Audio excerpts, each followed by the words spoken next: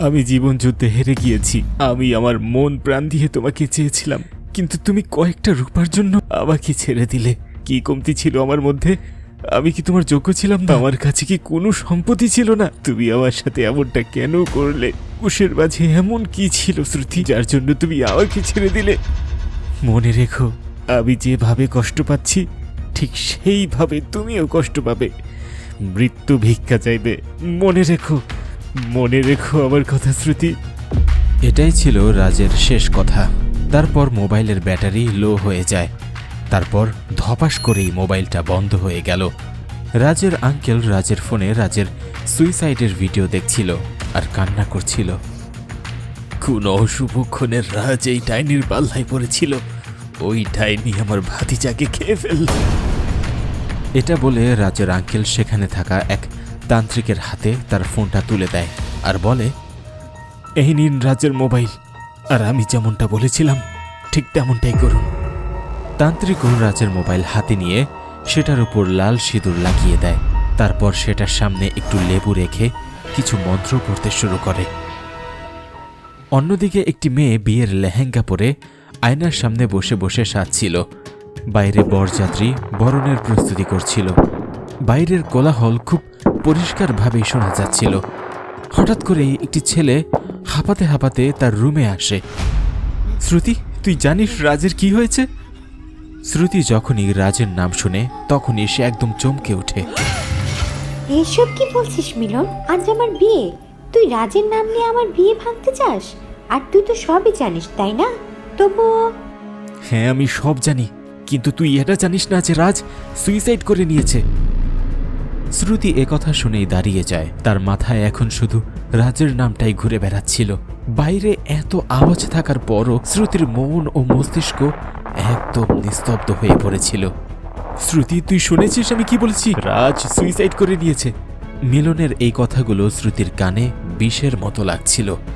এমন সময় সে ফিসফিসিয়ে বলে, তাহলে রাজের মোবাইল? কিসের মোবাইল? এসব কি বলছিস তুই? হ্যাঁ, আমার রাজের মোবাইল লাগবে, নয়তো সব কিছু শেষ হয়ে যাবে মিলন। তুই ঠিক আছিস? কিছুক্ষণ পরেই তোর বিয়ে, আর তোর এখন রাজের মোবাইল লাগবে? তুই সত্যি পাগল হয়ে গিয়েছিস। আমি তো শুধু এখানে এইসব বলতে এসেছিলাম। এমনিতে একটা কথা বলি শোন, তুই এই বেচারার সাথে ঠিক করিসনি। সবারই নিজের জন্য বেটার খোঁজার অধিকার আছে, আর আমিও তাই করেছি। এদিকে ঠিক আর কি ভুল তা আমি জানি না। এমনিতে তুই কোথা থেকে খবর পেলি? আরে এটার মানে কি? আমি কিছুক্ষণ আগে লাশ ঘরে গিয়েছিলাম, এখন ওর পোস্টমর্টম করা হয়নি। মিলনের কথা শুনে শ্রুতি ফিসফিসিয়ে বলে, তাহলে ওর ফোন ওর লাশের কাছেই আছে। শ্রুতি নিজেকে বলে, আর মিলনের হাত ধরে বাড়ির পিছনের দরজা দিয়ে বেরিয়ে সোজা লাশ ঘরের দিকে যেতে থাকে। তুই আগেও ভুল করেছিস, এখনো ভুল করছিস। কিছুক্ষণ পর তোর বিয়ে, আর তুই এখনো ওই ফোনের পিছনে পড়ে আছিস। আমি পাগল না যে 2 টাকার ফোনের জন্য নিজের বিয়ের আসর থেকে এভাবে বেরিয়ে আসব। রাজের ফোনে আমার প্রাইভেট কিছু ছবি আর ভিডিও আছে। সেটা যদি এখন পুলিশ বা অন্য কারো হাতে চলে যায়, তাহলে আমার পুরো খানদান ধ্বংস হয়ে যাবে। এখন কি আবার উল্টোপাল্টা কথা বলছিস? হ্যাঁ মিলন, এটাই সত্যি। যদি আমি ওই ফোন না পাই, তাহলে আগামী জীবনের প্রতিটি মুহূর্ত আমার ভয়ের ছায়ার সাথে কাটাতে হবে। আর আমার সাথে যার বিয়ে হচ্ছে সেই প্রদেশের চিফ মিনিস্টারের শালা, যার জন্য আমি একজন সংস্কারী আর আদর্শ বউ হতে চলেছি। আর তুই তো জানিসই মিনিস্টার কত বড় কামিনা। তুই নিজেও তো একজন রিপোর্টার, সবই জানিস। শ্রুতির এইসব কথা শুনে মিলনও তার মাথা নিচু করে ফেলে আর চুপচাপ শ্রুতির সাথে মর্গের দিকে যেতে থাকে। দ্রুত হেঁটে চলা পায়ের গতি শ্রুতির মনের ভয়ের বহিঃপ্রকাশ করছিল। পুরো মর্গ ভর্তি লাশ ছিল, এমনকি মাটিতেও কিছু বেওয়ারিশ লাশ শুয়েছিল। লাশের সংখ্যা এত ছিল যে ওয়ার্ড বয়ের জন্যও রাজের লাশ অব্দি পৌঁছানো খুব মুশকিল হয়ে পড়েছিল। এমন সময় হঠাৎ শ্রুতি জোরে চিৎকার করে ওঠে, কারণ শ্রুতির উড়না একটি লাশের হাতের সাথে আটকে গিয়েছিল, আর ওই লাশের শুধু শরীরটাই সেখানে পড়েছিল, মাথা ছিল না। তবু সে নিজেকে সামলে নেয় আর রাজকে দেখবার জন্য সামনের দিকে এগিয়ে যায়। শ্রুতিকে রাজের অন্তিম দর্শন করানো হয়। সে রাজের লাশের উপর মাথা রেখে ফুপিয়ে ফুপিয়ে কান্না শুরু করে। কিন্তু ওর হাত তখনও রাজের ফোন খুঁজছিল, কিন্তু সে ওই ফোন খুঁজে পায় না। রাজের লাশ দেখে মনে হচ্ছিল এখনও তার পোস্টমর্টম করা হয়নি। তাহলে ফোন কোথায় গেল? শ্রুতি এসব প্রশ্নের উত্তর খুঁজছিল। তখনই হঠাৎ লাশ ঘরের লাইট জ্বলে যায়, চারদিকে অন্ধকার ছেয়ে যায়। এমন সময় শ্রুতি একটি আওয়াজ শুনে। কেউ একজন অন্ধকারের মাঝে তাকে তার কাছে ডাকছিল। শ্রুতি, এখানে শ্রুতি, আরে দেখো তো আমি এখানে দাঁড়িয়ে আছি, আমি তোমার সামনেই দাঁড়িয়ে আছি। শ্রুতি অন্ধকারে এদিকে ওদিকে তাকাতে থাকে, কিন্তু সে কিছুই দেখতে পাচ্ছিল না। মিলন, এটা কি তুমি? তুমি কি আমাকে ডাকছো? শ্রুতি মিলনকে ডাকছিল আর অন্ধকারের মধ্যেই লাশের উপর দিয়ে হেঁটে যাচ্ছিল। তখনই লাশ ঘরের লাইট জ্বলে ওঠে, কিন্তু এখন পুরো লাশ ঘরে শুধু শ্রুতি জীবিত ছিল। নিজেকে একা দেখে তার শ্বাস প্রশ্বাস আরও বেড়ে যায়। সে বাইরে বের হওয়ার জন্য পা বাড়াতেই লাশ ঘরের সবগুলো লাশ এক এক করে দাঁড়িয়ে যায়। লাশগুলো একা একা বক্স থেকে বেরিয়ে শ্রুতির কাছেই যাচ্ছিল। কারো চোখ ছিল না, তো কারো হাত পা ছিল না, তো কারো মাথা ছিল না। এমন ভয়ানক দৃশ্য দেখে শ্রুতি সাহায্যের জন্য চিৎকার করছিল, কিন্তু তাকে সাহায্য করার জন্য কেউই সেখানে আসেনি। কারণ সে আওয়াজ ছাড়াই চিৎকার চেঁচামেচি করছিল। তার গলা থেকে কোনো আওয়াজই বের হচ্ছিল না। এক পর্যায়ে এক এক করে সবগুলো লাশ তাকে চেপে ধরে। তার দম বন্ধ হয়ে আসে। শ্রুতির অবস্থা এতটাই খারাপ হয়ে গিয়েছিল যে তার নখগুলো লাশের নিচে চাপা পড়ে গিয়েছিল। কিন্তু কিছুক্ষণের মধ্যেই সবকিছু একদম ঠান্ডা হয়ে যায়। শ্রুতির ফোন ভাইব্রেট করে, আর পরক্ষণেই সে লাশের ভিড় সরিয়ে বাইরে বেরিয়ে আসে।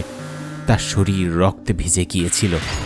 এমন সময় সে এক কোণায় মিলনের লাশ দেখতে পায়। তারপর মোবাইলের স্ক্রিনের দিকে তাকায়। রাজের কল আসছিল, যখন কিনা রাজের লাশ তার সামনেই ছিল। সে কাঁপা কাঁপা হাতে মোবাইল রিসিভ করে কানের কাছে নেয় আর বলে, হ্যালো রাজ। শ্রুতি কোথায়? বরযাত্রী দরজার সামনে দাঁড়িয়ে আছে, আর ওর কোনো খোঁজ খবরই নেই। কেউ ওকে দেখেছো? এক ব্যক্তি সবাইকে জিজ্ঞাসা করতে করতে বরযাত্রীকে বরণ করতে যাচ্ছিল। বরযাত্রীরাও ঢোল ঢাক নিয়ে দরজার সামনে দাঁড়িয়েছিল। ওই ব্যক্তি দরজার কাছে পৌঁছানোর আগেই বিবাহের কোলাহল মৃত্যুর নিস্তব্ধতায় পরিণত হয়। তারপর সবাই রক্তে রঞ্জিত একটি মেয়েকে দেখতে পায়। সেই মেয়েটি আর কেউ নয়, সে শ্রুতিই ছিল। সে নিজের কাঁধে রাজের লাশ নিয়ে সোজা মন্টপের দিকে এগিয়ে যাচ্ছিল। শ্রুতি, তুমি নিজের কি অবস্থা করে রেখেছো? আজ তোমার বিয়ে, আর আমি তোমাকে না করেছিলাম, বলেছিলাম এই রাজের থেকে দূরে থাকতে, কিন্তু তুমি ওকে নিজের কাঁধে উঠিয়ে সোজা বাড়িতে নিয়ে এসেছো। জানো তোমার এই কর্মকাণ্ডের কারণে আমাদের কত বড় বিপদে পড়তে হবে? শ্রুতি তার বাবার কথা শুনছিল, কিন্তু থামছিল না। সে মণ্ডপে পা রাখতেই যাবে, ঠিক তখনই তার বাবা তার হাত ধরে তাকে পিছনে টানে। কিন্তু শ্রুতি তার বাবাকে লাথি মেরে দূরে ফেলে দেয় আর চিৎকার করে বলে, খবরদার, তুই যদি আমার হবু স্বামীর গায়ে হাত দেওয়ার চেষ্টা করিস তাহলে আমিও তোর সাথে তাই করব রাজের সাথে করেছিলি। এইসব কি বলছো তুমি? আগে ভিতরে চলো, কিছুক্ষণ কথা বলি। শ্রুতি তার বাবার একটি কথাও শোনে না আর সোজা মণ্ডপে বসে পড়ে। তারপর রাজের লাশকে নিজের পাশে বসিয়ে রাগী চোখে পণ্ডিতকে বলে, তুই যদি নিজের প্রাণ বাঁচাতে চাস তাহলে দ্রুত মন্ত্র পড়তে শুরু কর, নয়তো এই অগ্নিকাণ্ডে আমি তোকে জীবিত জ্বালিয়ে দেব। শ্রুতির কথা শুনে পণ্ডিত বেশ ভয় পেয়ে যায়। তাই সে আর দেরি না করে মন্ত্র পড়তে শুরু করে। তারপর অগ্নিকুণ্ডে আহুতি দিতে থাকে। অন্যদিকে মিডিয়ার সবাই এটাকে লাইভ নিউজের মতো টেলিকাস্ট করছিল। সবাই অবাক হয়ে দেখছিল একটি মেয়ে কিভাবে একটি মৃত লাশকে বিয়ে করছে। শ্রুতি রাজের লাশকে কোলে নিয়ে 7 পা ঘুরতে শুরু করে। এমন সময় শ্রুতির বাবা নিজের মাথায় বন্দুক ঠেকিয়ে বলে, শ্রুতি, আমি বলছি তুই থাম। আমি নিজেকে গুলি মেরে দেব, আর আমার মৃত্যুর জন্য তুই দায়ী থাকবি, শুধুমাত্র তুই। ঠিক সেইভাবে যেইভাবে রাজের মৃত্যুর জন্য আপনি দায়ী, শুধুমাত্র আপনি। আমি রাজকে মারিনি, ও তো সুইসাইড। না বাবা, আপনি তো ওকে এমন ভাবে মেরেছেন যেন সবাই ভাবে ও সুইসাইড করেছে, কারণ আপনি জানতে পেরে গিয়েছিলেন আমি আর রাজ আজকে রাতেই পালিয়ে যাব, কাল যেন কোনো হাঙ্গামা না হয়, তাই আপনি ওকে দিয়ে সুইসাইডের ভিডিও বানিয়েছিলেন আর তারপর আমার রাজকে মৃত্যু করে শুইয়ে দিয়েছেন। তবুও তো মিলনের কারণে আমি রাজের মৃত্যুর খবর শুনতে পেয়েছিলাম, নয়তো আপনি তো ওর লাশ গুম করে দেওয়ার ব্যবস্থাও করে নিয়েছিলেন। শ্রুতির কথা শেষ হতে না হতেই মিডিয়ার সব ক্যামেরা শ্রুতির বাবার দিকে ঘুরে যায়। সবাই এখন এক জোড়া প্রেমিক আর প্রেমিকার জন্য আফসোস করছিল আর একজন বাবাকে ঘৃণা করছিল। তখনই শ্রুতির বাবা বলে ওঠে, হ্যাঁ, আমি রাজকে মেরে ফেলেছি, কিন্তু সেটা তোর ভালোর জন্য। কিন্তু তুই সব শেষ করে দিলি শ্রুতি। কিন্তু তুই যদি এখন আরেক পা ঘুরিস তাহলে আমি তোর উপর গুলি চালিয়ে দেব। শ্রুতির বাবা তার দিকে বন্দুক তাক করে এসব কথা বলছিল, কিন্তু শ্রুতিও রাজের লাশ কোলে উঠিয়ে শেষ পাক নেওয়ার জন্য এগিয়ে যাচ্ছিল।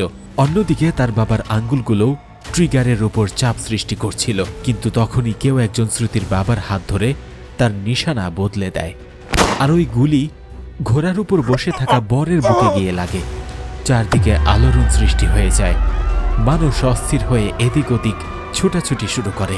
তুই আমার ভাতিজাকে মেরেছিস, আমি তোকে ছাড়বো না। আমি তো অনেক আগে থেকেই তোর মেয়ের উপর কালো জাদু করে তোর মেয়েকে মেরে ফেলার চিন্তা করছিলাম, কিন্তু তান্ত্রিক রাজের আত্মার সাথে আমার কথা বলিয়ে দেওয়ার পরেই আমি আসল সত্যটা জানতে পেরেছি। ওকে মেরে ফেলার পিছনে মিলনেরও হাত ছিল, তাই আমি ওকে লাশ ঘরেই শেষ করে দিয়েছি, কিন্তু তোর মেয়েকে ছেড়ে দিয়েছি, তাই তো তোর মেয়ে ফিরে আসতে পেরেছে।